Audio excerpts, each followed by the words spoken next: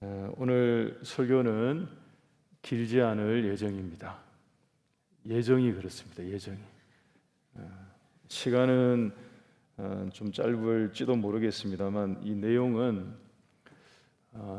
우리의 신앙생활에 매우 요긴한 우리가 꼭 알아야 할 그런 내용이 될 것입니다. 여러분, 예수님은 우리 모두가 다 알다시피 비유를 들어서 무엇을 설명하는데 아주 탁월하신 그런 분이십니다. 복음을 가르치실 때 자주 사용하신 방법이 비유를 들어서 어려운 진리를 쉽게 들리게 하셨습니다. 천국을 설명하실 때에도 다양한 비유를 통해서 우리가 아직 본 적이 없는 그런 천국의 면면을 이해할 수 있도록 얘기해 주셨습니다. 예수님은 어떻게 그렇게 비유에 아주 출중한 분이신가 하면 여러분, 새삼스럽지가 않습니다. 왜냐하면 이게 우리로 보자면 부전자전이라고 할까요? 하나님이 비유의 대가이십니다. 오늘 이 말씀 우리가 방금 전에 교독한 앞부분만 교독을 했습니다만 이 사무엘하 12장에 나오는 이 이야기는 성경 전체에서 구약과 신약을 다 통합해서 성경 전체에서 비유의 최고봉으로 꼽히는 그런 비유 중에 비유로 일컬어집니다.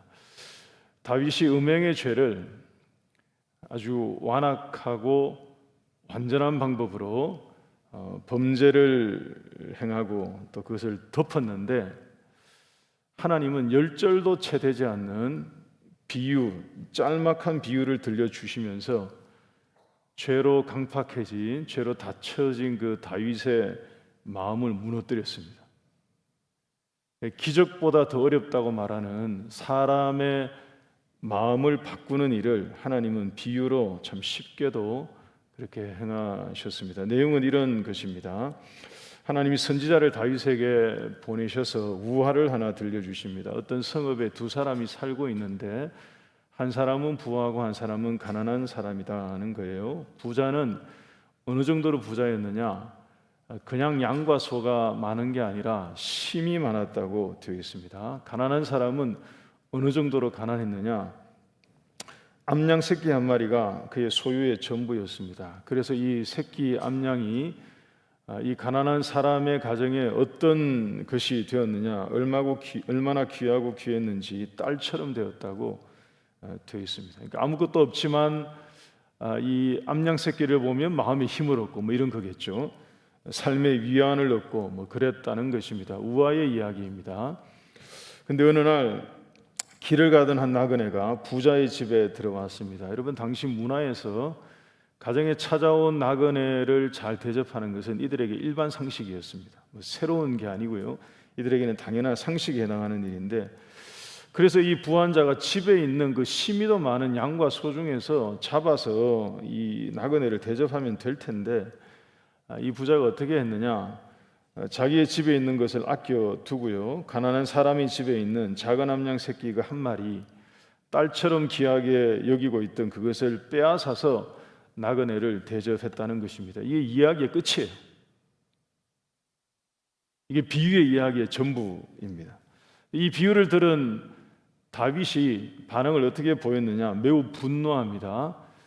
하나님의 이름으로 맹세하면서 그 부한자는 마땅히 죽임을 당해야 할 것이고, 그가 그 같은 악한 일을 자행했기 때문에 그 암양의 네곱절, 즉 4배나 갚아 주어야 하리라 라고 극대노했습니다. 이야기의 감정이입이 너무 크게 들어간 거죠.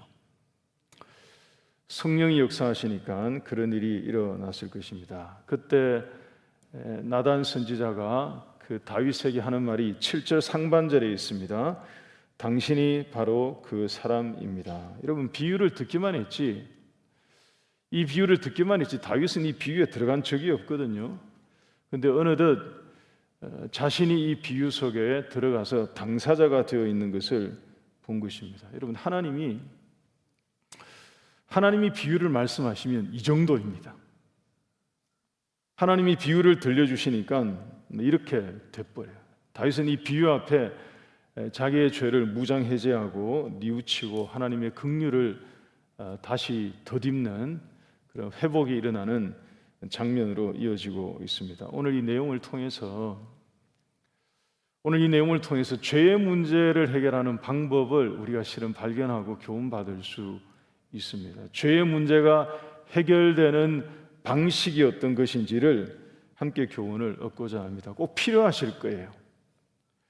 알게 모르게 죄가 난무하는 이 세상 가운데 우리는 죄 속에 살고 있고요. 그리고 그 죄를 접하고 세월이 흐를수록 죄의 미혹은 점점 더 강해지는 이런 시대 가운데 우리가 살고 있기 때문에 우리 신앙인들은 혼선 없이 이것을 알고 계셔야 할 것입니다. 여러분들 가운데 아마 이것을 잘 알고 있다고 하여도 지금부터 말씀드리는 이것을 하지 않으면 죄 문제를 해결하지 못하실 것입니다. 이건 제가 장담할 수 있습니다. 여러분들이 잘 알고 있는 내용이라 하더라도 지금부터 말씀드리는 이것을 하지 않으면 죄의 문제가 해결되지 않은 채로 우리의 삶을 내내 괴롭힐 것입니다. 여러분, 제가 알고 있는 다른 왕도는 없습니다. 죄의 문제를 해결하는 우리 성도들에게 제시할 다른 것을 저는 찾지 못했습니다. 죄의 문제를 해결하는 방법은 세 가지, 다음에 세 가지를 그냥 기억해 주시기 바랍니다. 첫 번째, 자각. 두 번째, 자백. 세 번째, 자유. 자각, 자백, 자유, 이 세 가지 중에서 어느 하나가 없거나 부족해도 죄의 문제가 말씀드린 것처럼 내내 떠나지 않고 우리의 삶에 맴돌거나 우리의 삶을 붙잡거나 괴롭히거나 어렵게 만들 것입니다. 먼저 첫 번째입니다. 이 자각은 무엇이냐? 죄를 인식하고 깨닫는, 즉 죄를 자각하는 단계입니다. 여러분, 어제 신림동 피해자가 결국 사망했습니다. 뉴스를 듣고 여러분 우리 대부분은 분노했을 것입니다. 어떻게 백주대낮에 그리고 대한민국 땅에서 그런 파렴치한 범죄를 저지르고 사람을 죽음에 이르게 할 수 있는가 하는 큰 분노가 있었을 것입니다. 그리고 여기저기 학교 또는 지하철 길가에서 발생하는 흉악한 사건 소식들을 들으면서 개탄하는 마음도 분명히 컸을 것입니다. 이 죄에 대한 분개와 이 경각심이 이제 전례 없이 어느 때보다 크게 일어났을 것입니다. 근데 여러분, 이런 분노는, 이런 것은 제가 지금 여러분들에게 우리가 함께 말씀을 나누고 말씀드리고자 하는 이 첫 번째 단계에 해당하는, 첫 번째 단계로 말씀드리는 이 죄의 자각에 해당되지 않습니다. 이런 것은 나단이 다윗에게 오늘 이 본문에 비유의 이야기를 들려주었을 때 분노한 사람은 누구냐? 다윗이 분노를 했습니다. 이야기 속에 부자가 행한 그 행동이 얼마나 큰 죄인지를 다윗이 이야기를 들으면서 오롯이 알게 된 거예요. 그래서 그것 때문에 아주 극대노가, 분노가 일어나서 분개했습니다. 그러나 죄에 대한 그러한 분노로는 다윗에게 아무 일도 일어나지 않았다고요. 다윗이 그 얘기를 들으면서 엄청나게 분노를 했는데 그 분노로는 다윗에게 아무 일도 발생하지 않았습니다. 죄가 무엇인지 알고 죄에 대해서 의문을 드러냈지만 죄의 문제를 해결하는데 아무런 역할도 하지 못하더라 하는 것입니다. 여러분, 죄에 대한 자각이 무엇이냐 하면 나단이 다윗에게 바로 당신이 그 사람입니다 라고 말했을 때 그때 비로소 다윗에게 자기 죄에 대한, 자신의 죄에 대한 자각이 일어난 거예요. 그때 자신의 죄를 인식하는 것입니다. 그때 인지하게 된 거예요. 그 이전에 그 이야기 속에 들려오는 그 부자가 행한 일에 대한 분개하고 분노하는 죄에 대한 그 의문을 표출한 그것으로는 다윗의 죄의 문제를 해결하는 데 있어서 첫 단계도 진입하지 못한 그런 것인데 나단 선지자가 당신이 바로 그 사람입니다 라고 말했을 때 진짜 죄에 대한 자각이 일어났다 하는 것입니다. 여러분, 우리에게 다윗에게처럼 자신의 죄를 자각하고 인식하게 되는 이런 깨우침이 일어나기를 간절히 소원합니다. 여러분, 종종 아무리 생각해도 회개할 게 없는 것 같고요, 회개하려고 하면 다 한 것 같고요. 그런 분들 종종 계시죠? 있을 것입니다. 회개 기도를 하려고 하는데 회개할 게 아무리 생각해도 크게 안 떠올라요. 그리고 웬만한 거는 다 해결을 한 것 같기도 하고, 이제 이런 느낌을 받을 때가 종종 있을 수 있습니다. 여러분, 기억하십시다. 자기의 죄를 깨닫고 내 속에, 내가 볼 때 죄가 아니라 하나님이 보실 때 죄가 되는 그런 죄가 있음을 자각하지 못하면 회개할 수 없습니다. 자기에게 있는 그 죄를 바르게 인식하고 내가 볼 때 이거 죄 같다 하는 이런 거 말고요, 하나님이 보실 때 죄가 되는 그런 죄를 자기가 인식하고 자각하지 못하면 회개가 일어나지 않습니다.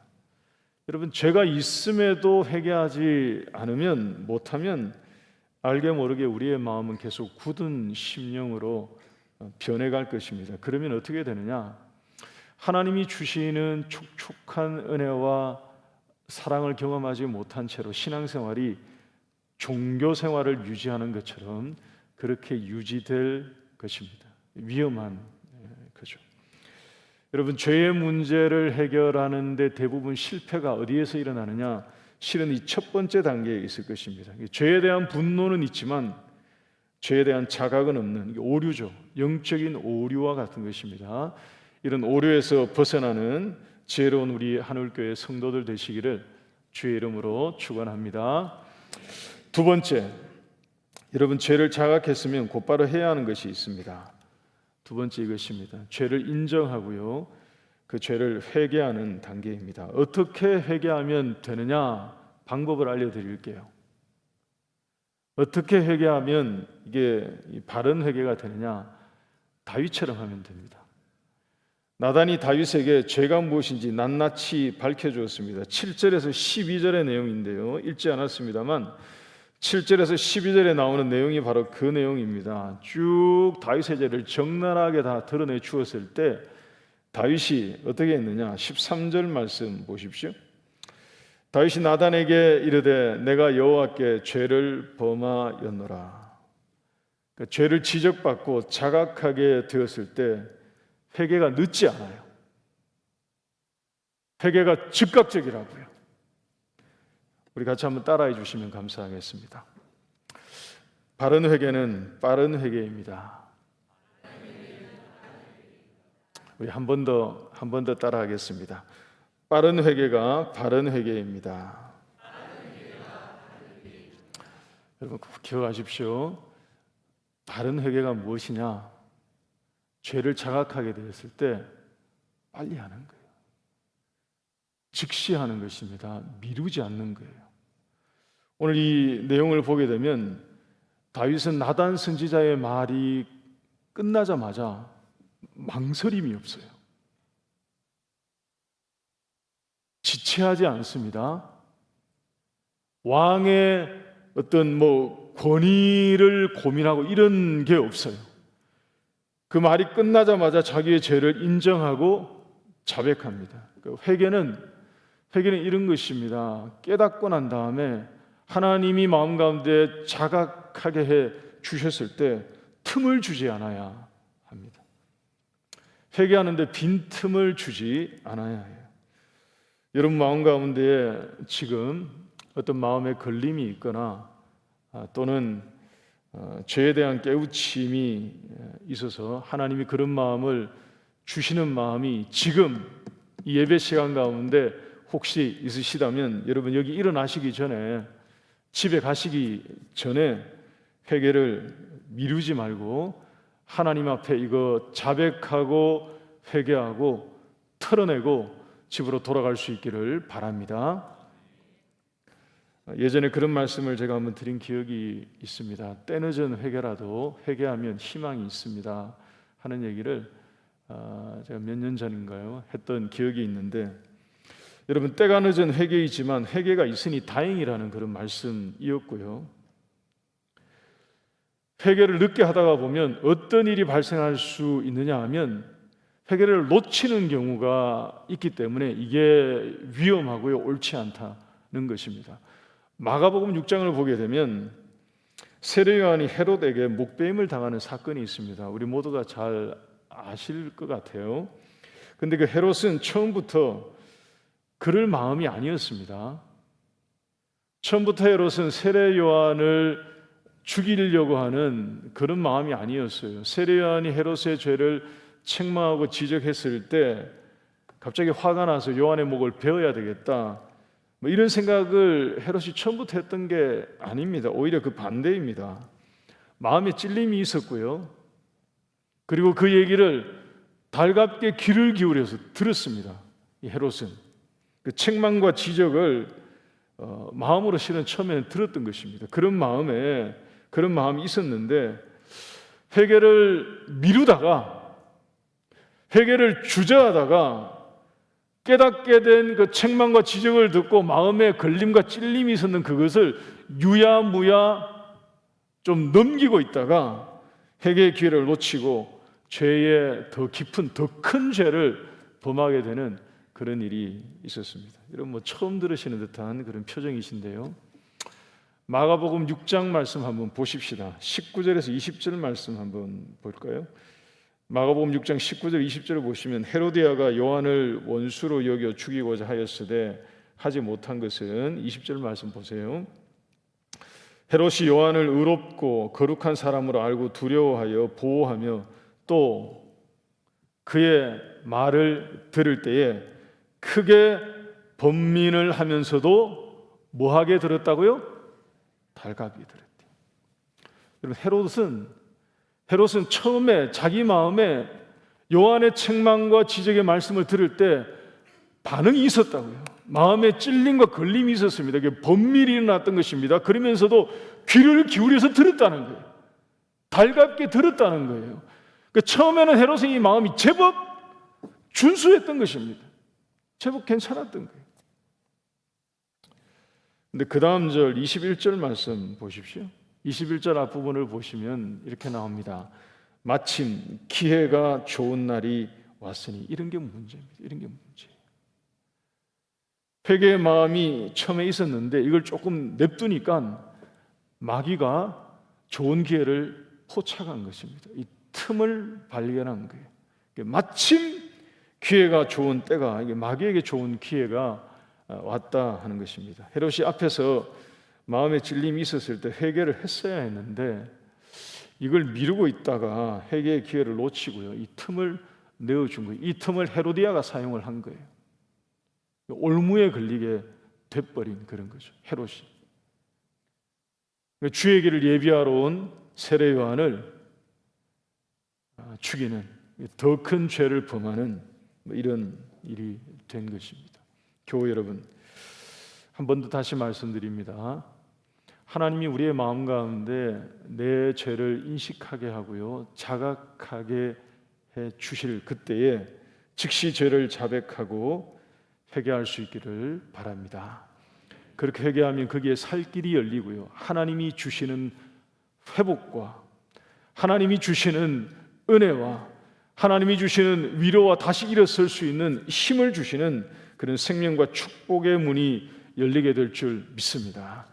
그런데 회개하지 않고 미루고 있으면 또 다른 죄에 넘어질 수 있음을 우리가 꼭 기억할 수 있기를 바랍니다. 여기까지가 오늘 본문에서 나온 내용입니다. 이제 마지막 한 가지 더 오늘 본문에서 나오지 않은 내용 한 가지를 덧붙여서 더 말씀을 드리겠습니다. 죄의 문제를 해결하는 방법이 무엇일까 찾아보면 이게 필요해요. 왜냐하면 여러분, 자각을 하고, 내가 죄인인 것을 자각을 하고, 그 다음에 그 죄를 회개하고요, 빠르게 회개하고, 그래서 바르게 회개를 한 거죠. 빠르게 회개하고 난 다음에도 우리는 여전히 죄의 문제에 괴롭힘을 받아요. 바꿔 말하면 내가 신자가 되고 성도가 되고 난 다음에도 여전히 죄의 문제가 내 마음을 짓누르기도 하고 나를 지배하려고 하는 것 같기도 하고요.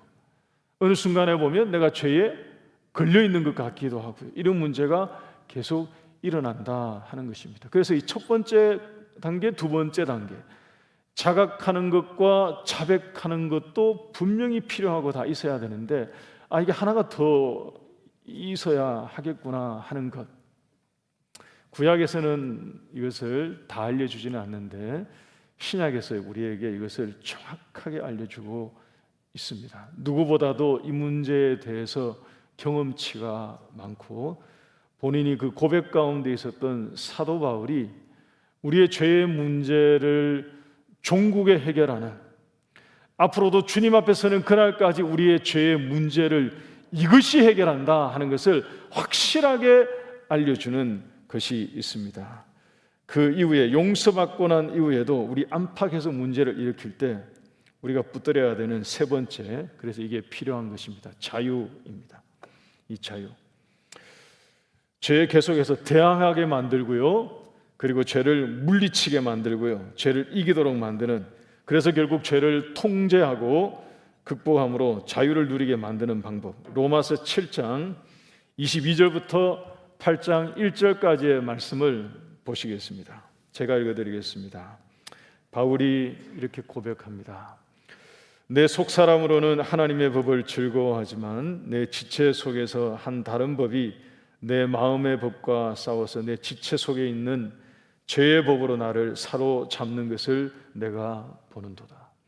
오라 나는 곤고한 사람이로다. 이 사망의 몸에서 누가 나를 건져내랴.